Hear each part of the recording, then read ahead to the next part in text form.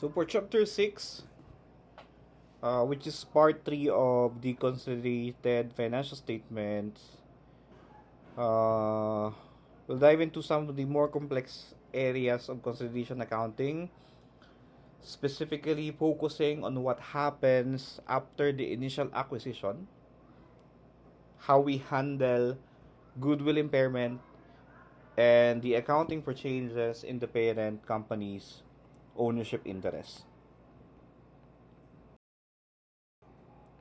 So, you are expected to be able to account for the effect of impairment of goodwill on the consolidated financial statements, which heavily depends on how we initially measure the non-controlling interest.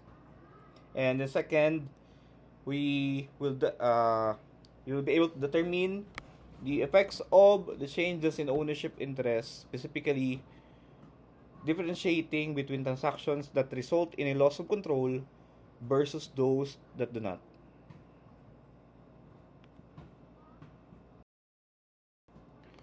So let's start with goodwill impairment. So remember that in a business combination, we have two ways to measure non-controlling interest, or the NCI.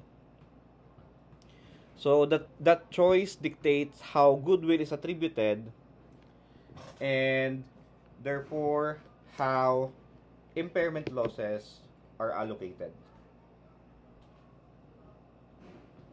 If the NCI is measured at its proportionate share of the subsidiary's net asset, we only recognize the parent's share of the goodwill. Consequently, any impairment loss on that goodwill is attributed only to the owners of the parent. However, if the NCI at fair value,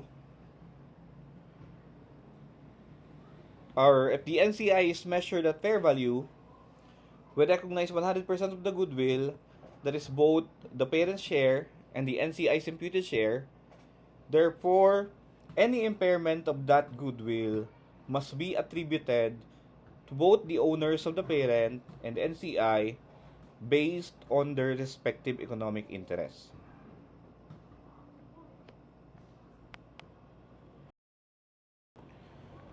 So this table visually outlines the differences in the goodwill computation, particularly at the reporting date, after an impairment has occurred. So on the left, the proportionate share method, you can see that the accumulated impairment losses are deducted directly from the total goodwill, and this entire deduction hits the parent's equity. While on the right, under the fair value method, the full goodwill is split into two components: goodwill attributable to the parent and goodwill attributable to the NCI. And when impairment occurs, we deduct the parent's share in goodwill impairment from the parent's portion, and the NCI share in the goodwill impairment from the NCI's portion. The final goodwill shown in the consolidated balance sheet is the sum of these two balances at the current reporting date.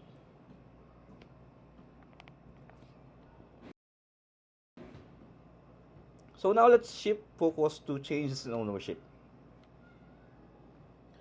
So this scenario covers situations where the parent either buys more shares from the NCI or sells some shares to the NCI, but the parent retains control.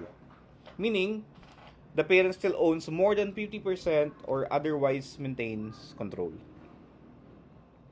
So according to PFRS 3, such changes are treated as equity transactions.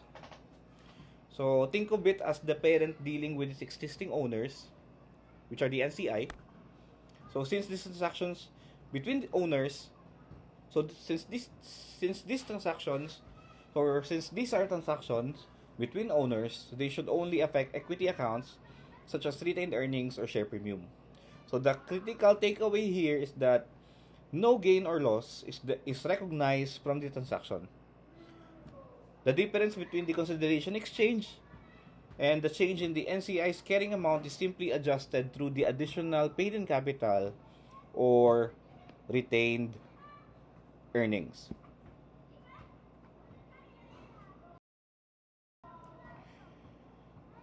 The second type of ownership change is loss of control. So this occurs when parent sells enough shares that it no longer controls the subsidiary. For instance, dropping its ownership below 50% or losing majority board representation. So when control is lost, the accounting is more complex, requiring 4 steps.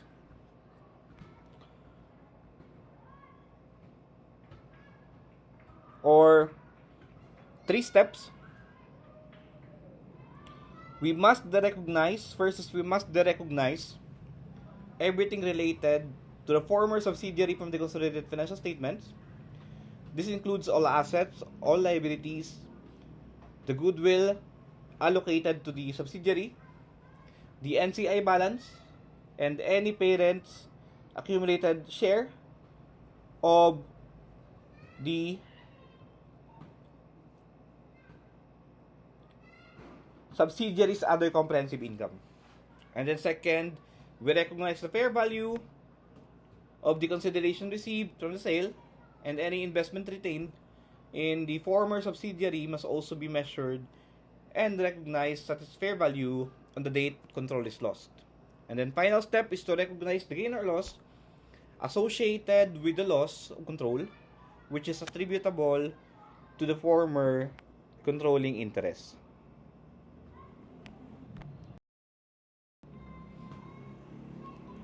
So in this slide, this illustrates the balancing required to calculate that gain or loss by a comprehensive journal entry format.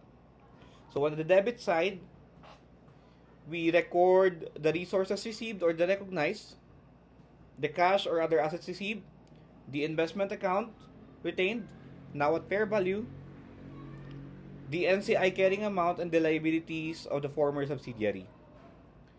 And then on the credit side, with the recognized subsidiaries, assets, and goodwill, and the entry must balance, and typically the gain on disposal of controlling interest is the plug figure that makes the debits equals the credit. So if the plug is the debit, we recognize a loss on disposal.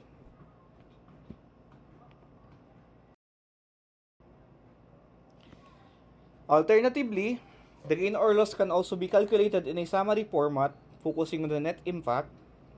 Okay? We start with the total value we obtained or retained, consideration received at fair value, the investment retained at fair value, and the NCI carrying amount. And this will represent the combined proceeds from the disposal. So from this total, we subtract the net assets and goodwill we are recognizing, which will be the former subsidiary's net identifiable assets carrying amount and the goodwill's carrying amount. The resulting difference is the gain or loss on disposal of the controlling interest.